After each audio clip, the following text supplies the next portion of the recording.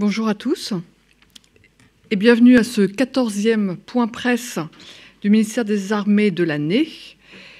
Je commencerai par vous présenter les points clés des agendas du ministre des Armées, M. Sébastien Lecornu, et de Mme Patricia Miralles, secrétaire d'État chargée des anciens combattants et de la mémoire auprès de M. Lecornu. Je ferai ensuite le point sur les actualités du ministère des Armées avant de céder la parole à Madame la commissaire générale de première classe, Isabelle Erard-Dufaux, officier général du commissariat des armées. Elle vous présentera la contribution du service du commissariat des armées, le SCA, qui s'inscrit dans le plan économie de guerre annoncé par le président de la République en juin 2022. Le colonel Godillère, porte-parole de l'état-major des armées, vous exposera ensuite son récapitulatif hebdomadaire sur les opérations militaires françaises. Je commence par l'agenda du ministre des Armées. Il sera toute la semaine à l'Assemblée nationale pour prendre part au débat parlementaire portant sur l'examen du projet de loi de programmation militaire 2024-2030. Madame Patricia Miralles participe également au débat parlementaire portant sur ce projet de loi aux côtés du ministre des Armées. Demain, vendredi 26 mai, Patricia Miralles inaugurera l'exposition Conseil national de la résistance au lycée Molière à Paris. Samedi 27 mai, elle inaugurera à Béziers le musée de la maison natale de Jean Moulin, figure phare de la résistance lors de la Deuxième Guerre mondiale. Je vais commencer la présentation des actualités du ministère des Armées en évoquant les points forts de ces derniers jours et de ceux à venir. Hier, mercredi 24 mai, la Marine nationale célébrait la journée du marin. Cette journée, qui fait référence à l'entrée en mer du Japon de l'amiral de la Pérouse, le 21 mai 1787, permet de fédérer l'ensemble des équipages déployés dans le monde. Les marins de Nouméa ont été les premiers à célébrer cette journée. Ils se sont réunis autour de tournois sportifs et ont accueilli, sur la base ou à bord des unités, leurs familles, de nombreux anciens combattants ou des jeunes scolarisés dans les classes de défense. À Tahiti, les marins et leurs familles ont pu visiter les bâtiments du groupe Jeanne d'Arc, le porte-hélicoptère amphibie d'Ixmude et de la frégate Lafayette, alors en escale à Papeete.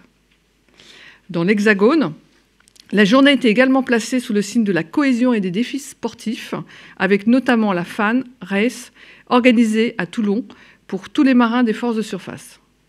Depuis 10 ans, dans les bases, sur les bâtiments et en état-major, de nombreuses activités sont ainsi prévues à cette occasion. Elles ont comme objectif de réunir des marins autour de valeurs communes que sont l'engagement, l'esprit d'équipage, le dépassement de soi ou encore la découverte de nouveaux horizons.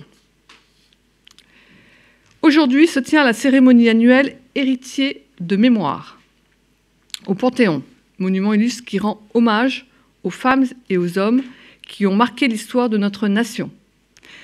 Cette opération récompense chaque année des projets remarquables d'enseignement de défense, d'école ou d'établissements d'enseignement scolaire.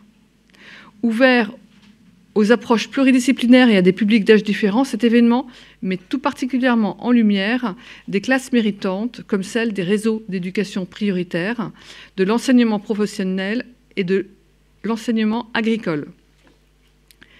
Cette année, pour sa 7e édition, Héritier de mémoire valorise en particulier les actions s'inscrivant dans les appels à projets du ministère des Armées, en partenariat avec l'Éducation nationale, l'enseignement agricole et de nombreux acteurs mémoriels mettant à disposition des classes leurs ressources pédagogiques.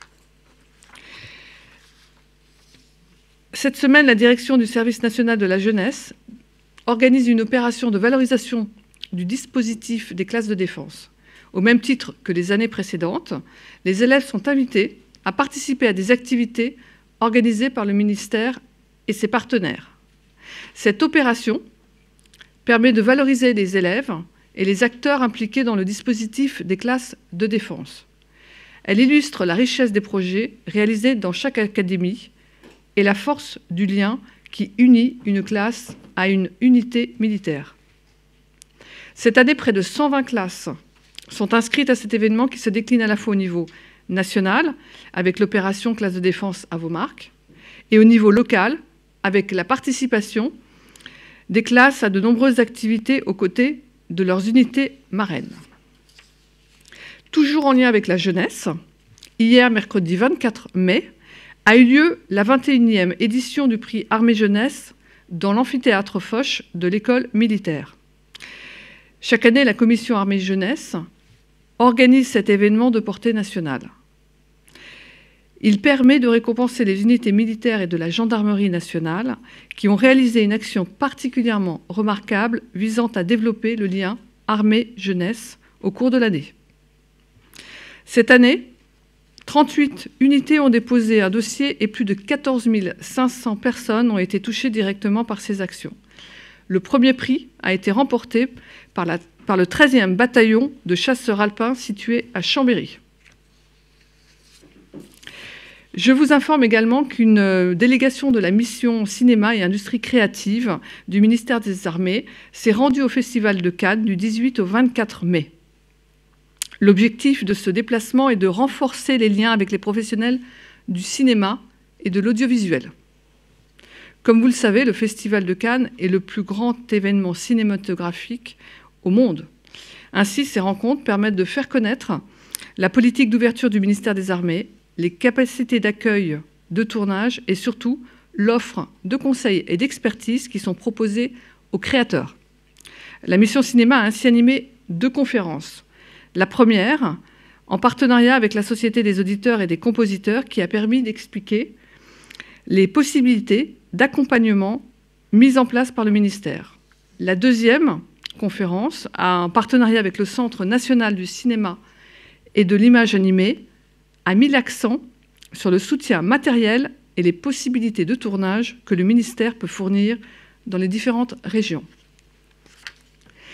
Je termine sur les événements en vous indiquant que le jeudi 29 juin se tiendront les délibérations des prix audiovisuels de photographie de l'armée de terre.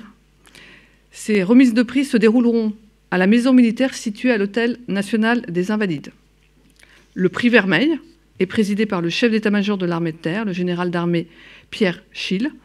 Et pour rappel, ce prix rend hommage au sergent Sébastien Vermeil, photographe mort pour la France le 13 juillet 2011 en Afghanistan, dans l'accomplissement de sa mission de soldat de l'image.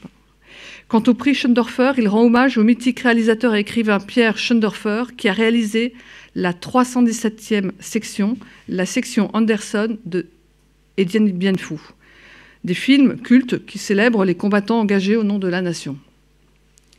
Ces 2 jurys récompensent chaque année les reportages et photographies de qualité illustrant l'engagement des femmes et des hommes au service de la France.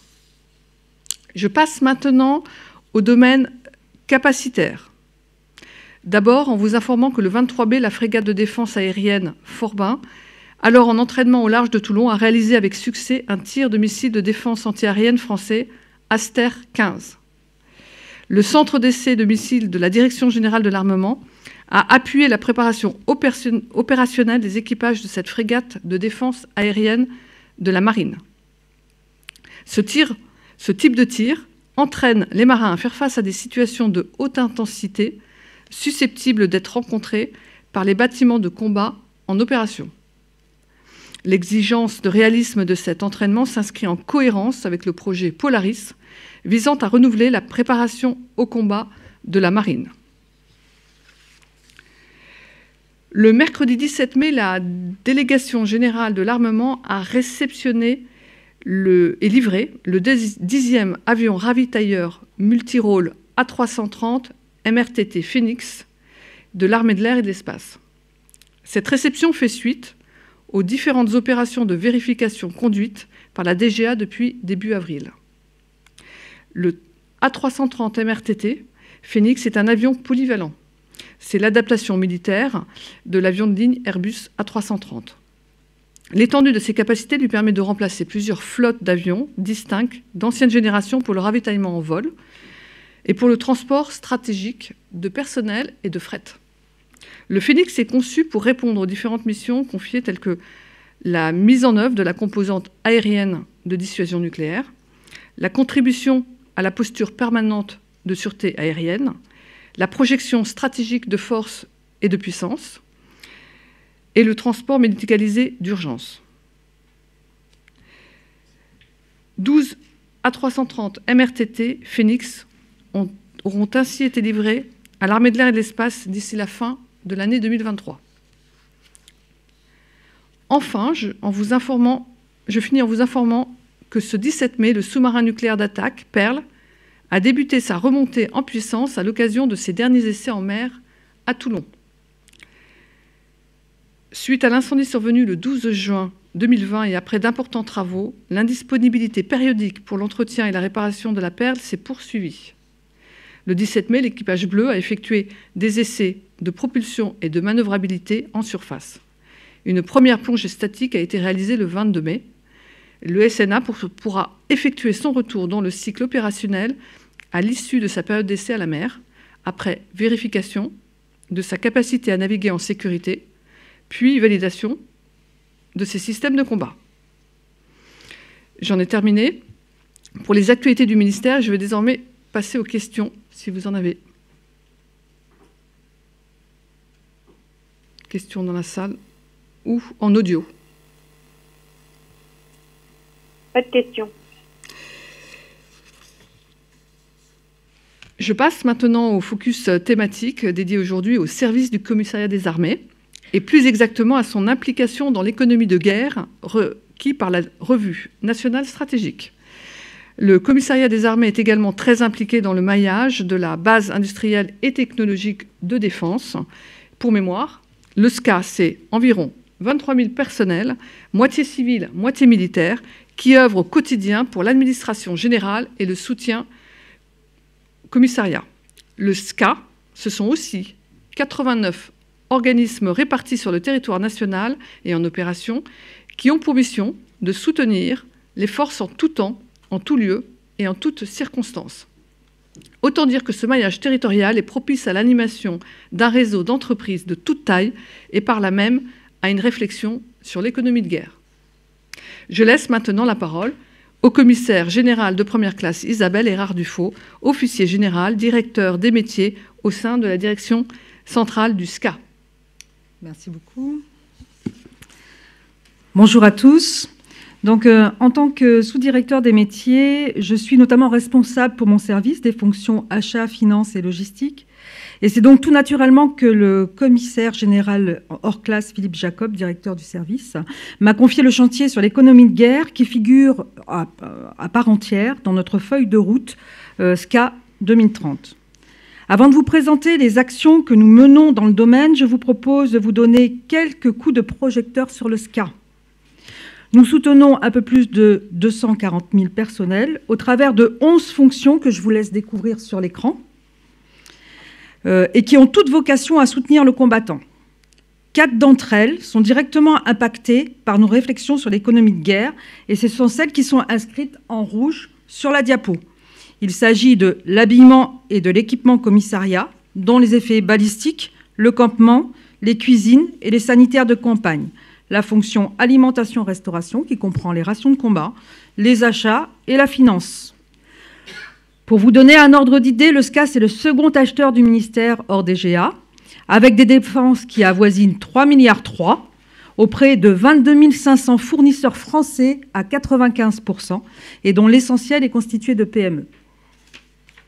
Donc je vous propose de passer à la slide suivante. Alors, pour travailler sur l'économie de guerre, nous sommes partis de la revue stratégique qui a été mise à jour en 2022 et de sa définition que vous pouvez voir à l'écran. Passer en économie de guerre, c'est s'organiser pour que l'outil industriel puisse soutenir un effort de guerre dans la durée. La traduction de cet objectif peut se résumer en 3 défis à relever pour le tissu industriel, c'est-à-dire les sociétés avec lesquelles nous travaillons. Produire plus vite, et produire avec un coût maîtrisé.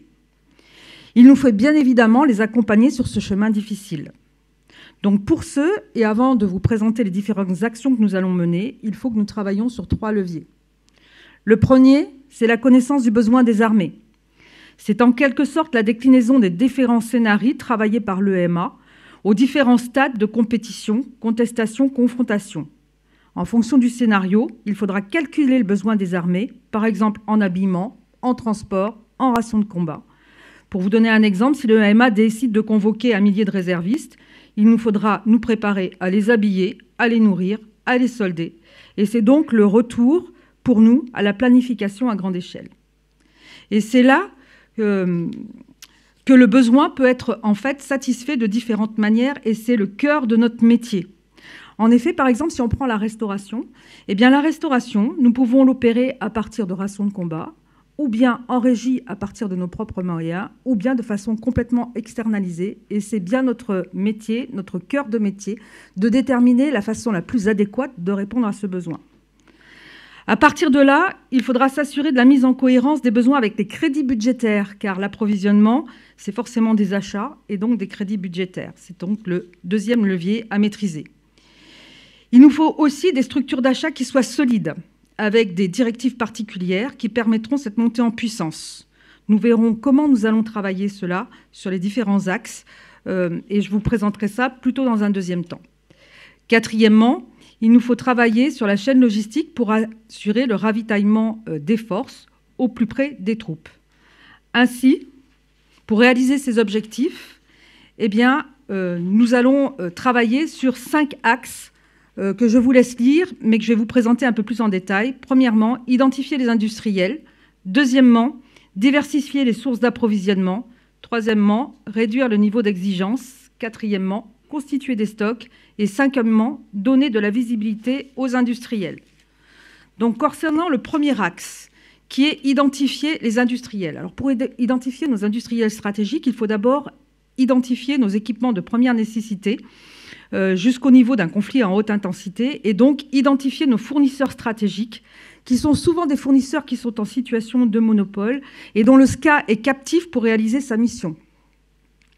Là-dessus, nous avons quand même quelques nuances avec la DGA, qui est en quelque sorte notre référence en matière d'économie de guerre. D'abord dans la durée, puisque la DGA, ce sont des programmes d'armement à moyen et long terme, jusqu'à 15 ans. Or, nous sommes plutôt sur des biens courants, avec une perspective de court terme à 3 à 5 ans.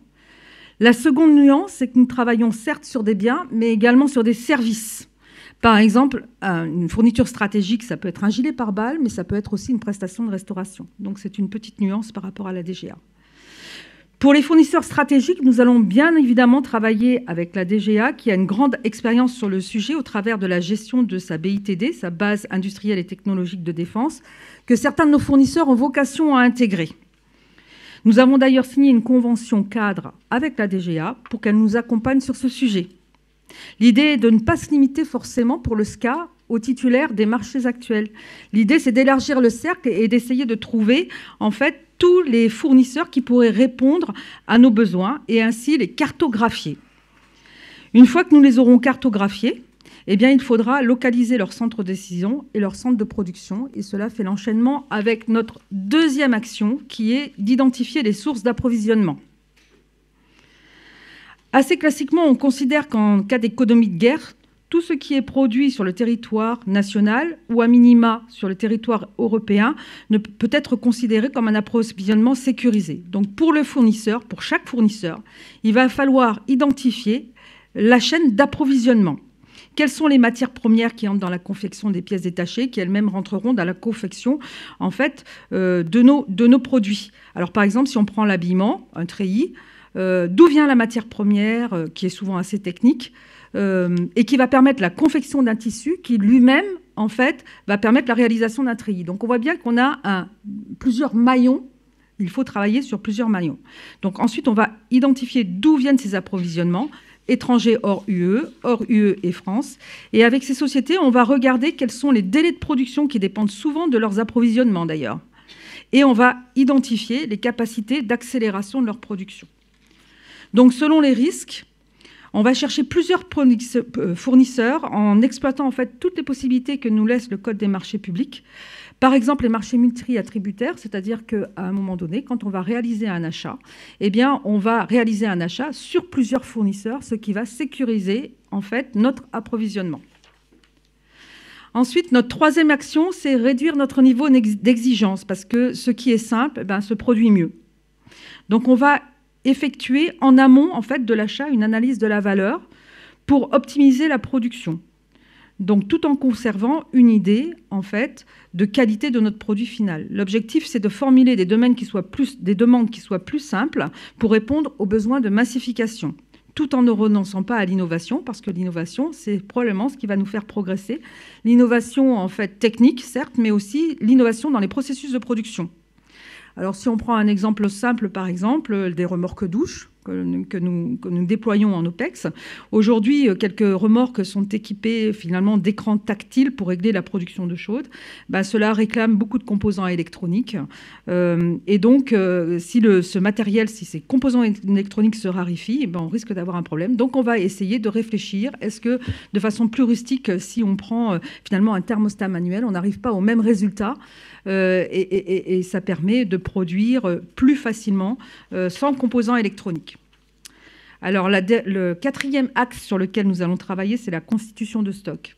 Alors, depuis 20 ans, on sait que les secteurs privés, tout comme le secteur public, travaillent sur la rationalisation de leur chaîne d'approvisionnement en favorisant une politique de stock et en favorisant une politique de flux, excusez-moi, et en réduisant au maximum ces stocks. Alors, c'est le cas du SCA, avec par exemple sa fonction habillement, avec un établissement dédié qui est l'établissement de Châtres, qui a un entrepôt un peu de type Amazon. L'objectif, c'est en fait que les effets d'habillement arrivent directement dans l'entrepôt et finalement soient très très vite redistribués. Donc en fait, l'objectif, c'était jusqu'à présent en fait de limiter nos stocks. Mais aujourd'hui, avec l'économie de guerre, c'est le retour de la politique des stocks de sécurité. Donc, pour ce, en fait, on va essayer de réfléchir et de constituer sur plusieurs années des stocks stratégiques d'équipements, mais pas seulement, peut-être aussi de matières premières ou de composants les plus critiques.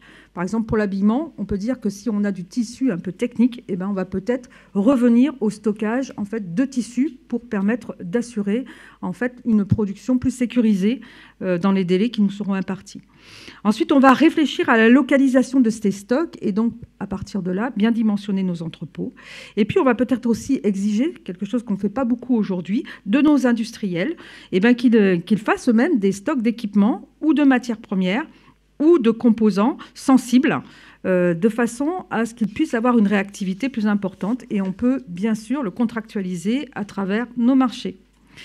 Enfin, notre dernière action, c'est essayer de donner de la visibilité à nos industriels. Donc, le but, c'est que l'industrie puisse investir à long terme sur son outil de production.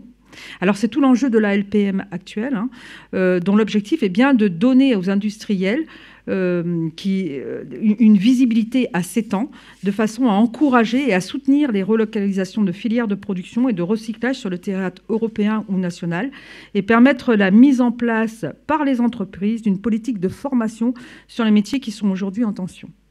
Alors voilà ce que j'avais à vous présenter un tout petit peu sur nos différentes actions au titre de l'économie de guerre. Vous connaissez maintenant nos différents axes et je suis prête à répondre à toutes vos questions. Si vous en avez. Voilà, monsieur. Sans micro. Non.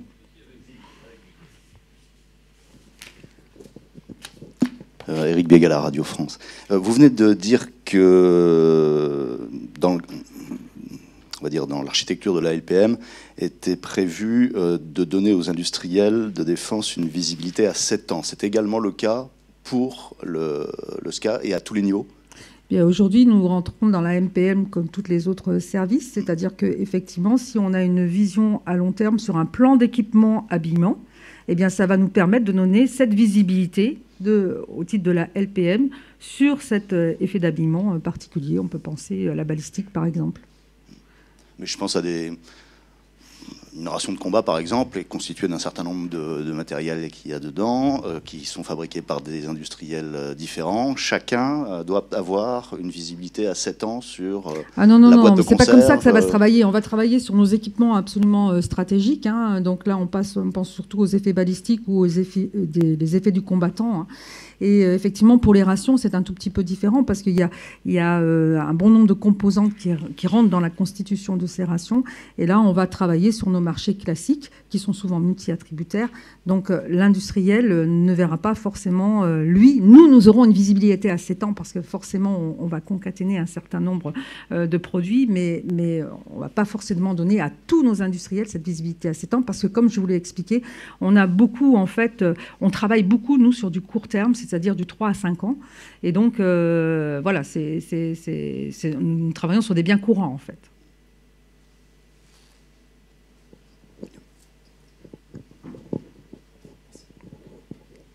Bonjour, Théo Sauvigny, Le Point. Alors, j'ai cru comprendre auparavant qu'il n'y avait pas de BITD stratégique à proprement parler pour le SCA. Est-ce que, comme la DGA peut avoir avec un certain nombre d'entreprises qui sont particulièrement surveillées par l'État et protégées, est-ce que c'est une réflexion qui se traduit dans la LPM ou est-ce que c'est mené pour plus tard, aujourd'hui Non, c'est une réflexion que nous conduisons, bien évidemment. Et comme je l'ai dit tout à l'heure, en fonction, en fait, on a effectivement des effets qui sont très stratégiques, hein, notamment tout ce qui est équipement du combattant. C'est quand même quelque chose qui est effectivement stratégique. Et on travaille aujourd'hui avec la DGA pour identifier donc ces produits qui pour nous sont stratégiques et qui ont donc, dont les fournisseurs ont pour vocation d'intégrer la BITD. Et c'est bien tout l'objet de notre travail aujourd'hui avec la DGA. Voilà, et nous en sommes à cette phase d'identification pour travailler avec eux sur l'introduction de ces fournisseurs au niveau de la BITD. Et vous avez une échéance, un plan Alors pour l'instant, vous avez bien vu que, en définitive, l'économie de guerre, nous travaillons en fait sur une feuille de route 2030, donc ça va être progressif. Aujourd'hui, nous sommes à l'identification au fond de nos produits stratégiques et de nos fournisseurs stratégiques, et à partir de là, on devrait revenir d'ici probablement la fin de l'année vers la DGA pour travailler sur un certain nombre de fournisseurs.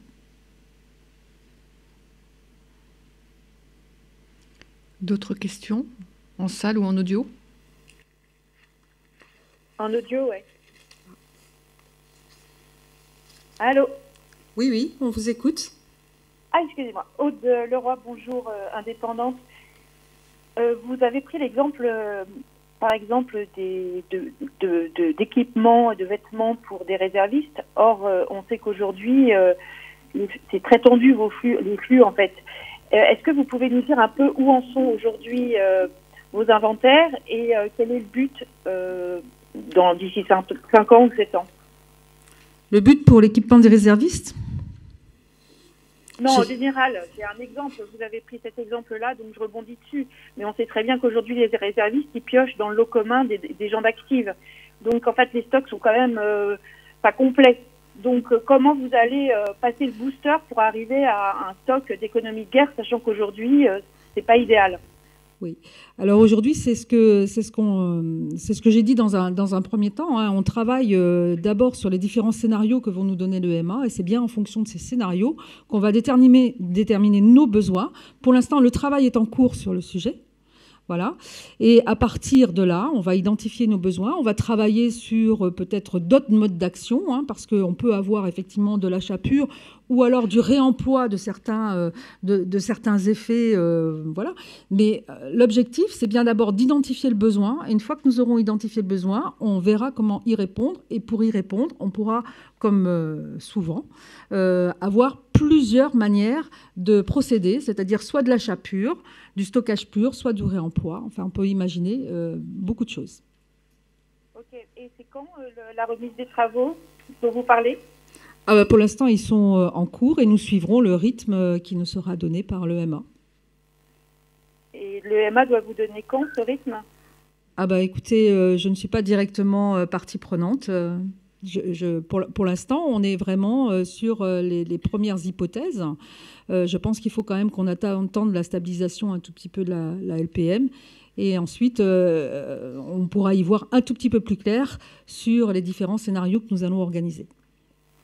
Est-ce que vous pensez que la fin 2023, ce serait possible d'avoir le résultat des travaux? Alors, je vais vous dire que à ma place et aujourd'hui, je ne suis pas franchement devin et que je ne peux pas vous donner une date particulière sur le sujet. Ok. L'objectif pour nous, c'est quand même d'y arriver. Il faut que nous ayons une vision relativement rapide.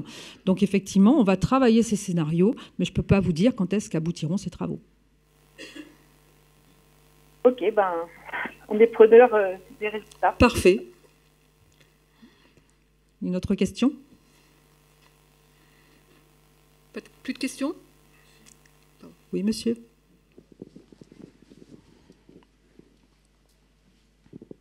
Oui, sur la constitution de stock, Oui. on est en train de passer d'une logique de flux à une logique de stock, donc c'est relativement différent. Est-ce que vous avez identifié en particulier certains secteurs où les stocks sont, j'allais dire, tragiquement absents, où il y a des manques patents? Tragiquement absents, non. Niveau. Parce que quand même, dans notre politique de stock, on a une politique... on n'a pas tout à fait zéro stock, quand même. Il faut pas le croire. Puisqu'on a en fait des stocks de sécurité pour les alertes et pour remplir le contrat opérationnel. Mais ces stocks sont dimensionnés pour le contrat opérationnel actuel. Voilà. Donc, il n'y a pas drastiquement, en fait, de manque de stock. Mais il y a une réflexion à conduire en fonction des différents scénarios qui vont nous être donnés pour éventuellement augmenter ces stocks. Aujourd'hui, nous avons quand même des stocks et ces stocks correspondent en fait à des stocks de sécurité pour répondre à notre contrat opérationnel, c'est-à-dire les différentes alertes qui peuvent arriver. Et alors, en cas d'évolution de ce contrat opérationnel, vous imaginez pouvoir, faisons simple, doubler, tripler, quadrupler, multiplier par 10 certains stocks? C'est ça qui risque d'être votre feuille de route? Eh bien, on va la travailler et puis nous verrons bien en fait ce que donneront les différents scénarios. C'est vraiment l'idée en fait, c'est d'avoir des scénarios à peu près précis sur l'augmentation en fait du nombre de réserves ou l'augmentation de notre contrat opérationnel. C'est bien ça qui va dimensionner les stocks. En fait, le SCA, il n'est pas meneur. Il y a l'EMA qui définit nos scénarios et en fonction des scénarios, nous déterminons les besoins que nous satisfaisons en fait, que nous satisfaisons au mieux par des moyens qui peuvent être multiples. Donc on l'a vu tout à l'heure, les moyens, ils peuvent être en régie, ils peuvent être externalisés. On a l'ensemble en fait de cette capacité. Mais aujourd'hui, je ne peux pas vous dire aujourd'hui, en 2030, je vais quadrupler mes stocks de ceci ou de cela. On n'en est pas là dans le travail au niveau du SCA. Je réponds à mon niveau. Merci beaucoup, Madame la Commissaire Générale. Nous passons... Merci à tous. Donc, nous passons au point sur les opérations en cours. Merci Madame la Directrice. Bonjour Mesdames, Messieurs. Je vais commencer par rebondir sur l'évocation que vous avez faite du tir d'Aster 30 pour le replacer dans le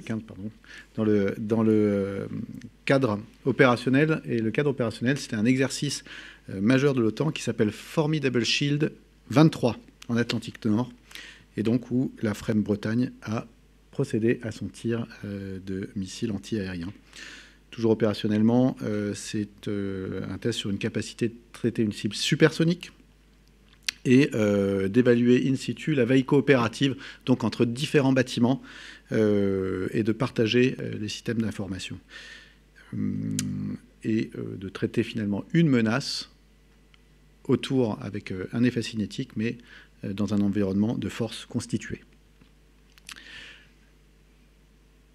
Sur le flanc Est, toujours, on va commencer par un film qui illustre l'exercice, là encore une fois, de grande ampleur, qui s'appelle Springstorm et qui se déroule en Estonie.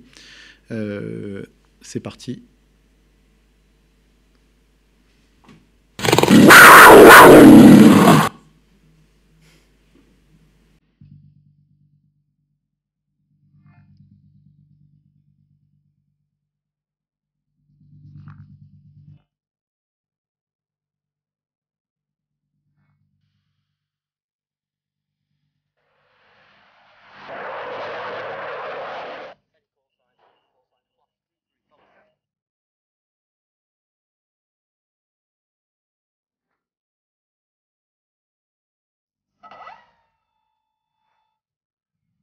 sorti.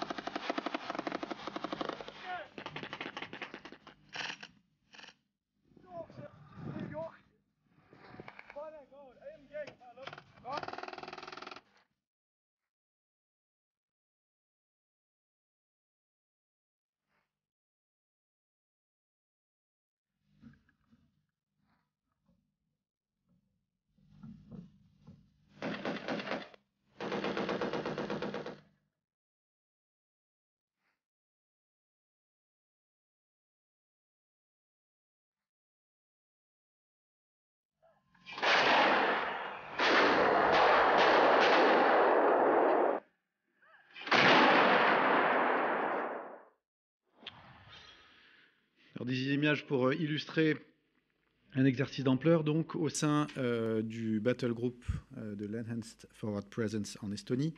Et donc les soldats français s'entraînent avec plus de 14 000 militaires issus de 11 nations de l'OTAN. Et l'exercice, en fait, le scénario de cet exercice, ce sont des Français aux côtés des Britanniques, des Américains et des Estoniens qui s'entraînent à défendre une zone à la suite d'une invasion fictive par un ennemi de type symétrique.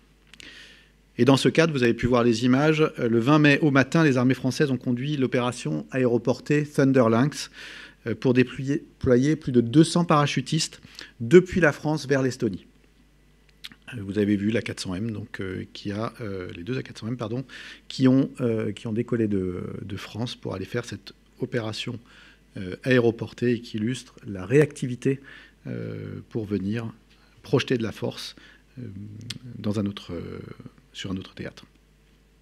Et donc pour la seconde fois, en moins d'un an, la France démontre qu'elle est l'une des rares nations européennes capables d'une telle projection sur court préavis. Et en parallèle, vous avez aussi pu voir le patrouilleur de service public Cormoran, qui a participé à Springstorm depuis la mer, en réalisant plusieurs exercices de manœuvre et de lutte contre les menaces asymétriques avec les bâtiments britanniques et estoniens HMS Albion et ENS Picker.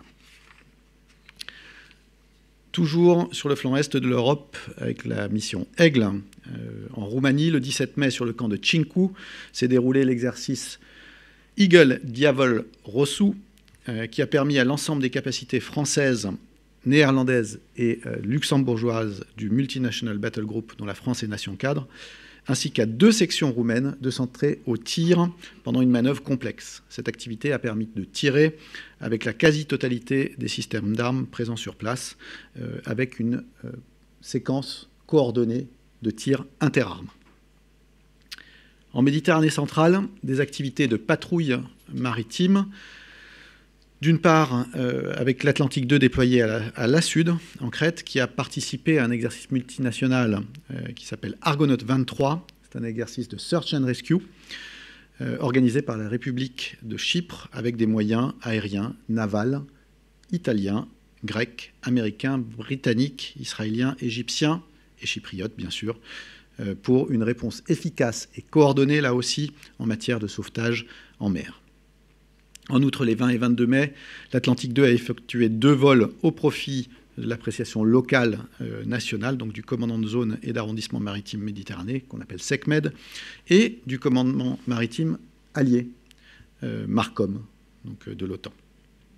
Aussi, il a patrouillé au-dessus de la zone d'opération de la frégate multimission Languedoc, actuellement en mission Méditerranée centrale et orientale et intégrée au SNMG-2, le Standing NATO Maritime Group No. 2. En Afrique, Golfe de Guinée, vous connaissez l'opération Corymbe de coopération et de sécurisation maritime. Eh bien, la semaine dernière, dans les eaux ivoiriennes, le patrouilleur de haute mer, PHM Commandant Biro, a réalisé des activités de coopération avec le patrouilleur ivoirien contre-amiral Fadika. Une patrouille opérationnelle a été effectuée de manière conjointe avec la participation d'un hélicoptère Fennec de l'armée de l'air et de l'espace qui est déployé aux forces françaises en Côte d'Ivoire. Et des navires suspects ont ainsi été reportés pour les 2 navires, le commandant Biro et le contre-amiral Fadika, qui ont procédé à leur interrogation, puis au déroutement et à la verbalisation d'un pêcheur en infraction. Le 22 mai, lors d'une relâche opérationnelle à Abidjan et dans la foulée, une logique d'échange de savoir-faire avec les partenaires africains, eh bien, le PHM Commandant Biro a embarqué au départ d'Abidjan un officier ivoirien et un officier gabonais. Et ces officiers sont pleinement intégrés à l'équipage. Ils feront par exemple du quart en passerelle aux côtés des marins français. Opération Chamal, avec un exercice inédit, déploiement en Irak de 3 rafales de l'armée de l'air et de l'espace du 21 au 24 mai sur la base aérienne de Balad. Les équipages français ont ainsi réalisé avec leurs homologues irakiens sur F-16 plusieurs vols d'entraînement tactique complexes. C'est une illustration de la montée en puissance de l'armée de l'air irakienne et une démonstration de haut niveau opérationnel. Et cet exercice est le premier de ce type entre les 2 nations sur le sol irakien depuis les années 80. Dans le Golfe, pour les forces françaises déployées aux Émirats arabes unis, un bilan des saisies Narcops, donc de stupéfiants. Au cours des mois d'avril et mai 2023, la frégate de surveillance Floréal, qui est en appui direct à la Combined Task Force 150, CTF 150, a intercepté 4 boutres dans l'océan Indien, permettant la saisie de plus de 2,5 tonnes de drogue sur cet axe maritime majeur du trafic illicite. La valeur totale de la saisie est estimée à plus de 85 millions de dollars. Eh bien, c'est 85 millions de dollars qui ne serviront pas à financer des activités illégales en tout genre. En Indo-Pacifique, des activités de surveillance maritime. Du 13 au 18 mai, la frégate multimission à capacité de défense aérienne renforcée, la FREMM DA Lorraine, a fait escale à Singapour dans la continuité des exercices bilatéraux menés depuis 2023 avec Singapour. Le 18 mai, la frégate de surveillance Prairial est rentrée à son port-base de Papeete après 90 jours de mer, clôturant sa mission Asie 23. Au bilan, pour le Prairial, c'est 37 000 km de navigués, plus de 90 vols avec son hélicoptère embarqué Dauphin et 6 nations partenaires dans des activités de coopération. Le déploiement de ce bâtiment dans la région Asie-Pacifique aura permis de contribuer à l'appréciation autonome des activités de la zone, de renforcer les partenariats avec les pays riverains et enfin de consolider la position française dans cette région hautement stratégique. La circumnavigation du groupe Jeanne d'Arc se poursuit. Donc, le groupe Jeanne d'Arc qui est composé du porte-hélicoptère amphibie Dixmude, un groupement tactique embarqué et la frégate Lafayette.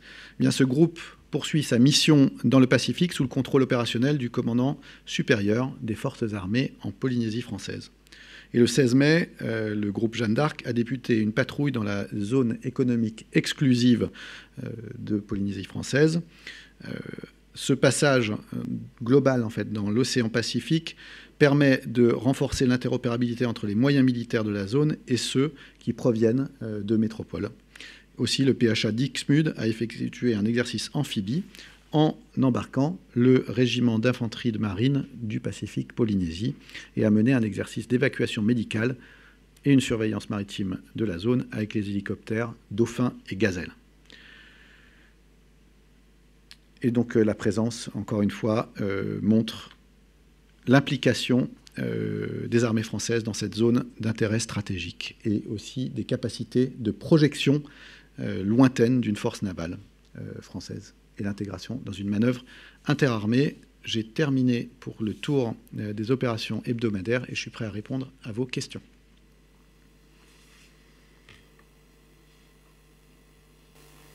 Je vous remercie, colonel. Merci. S'il n'y a plus de questions, je vous donne rendez-vous le 1er juin pour le prochain point presse. Très bonne journée à tous.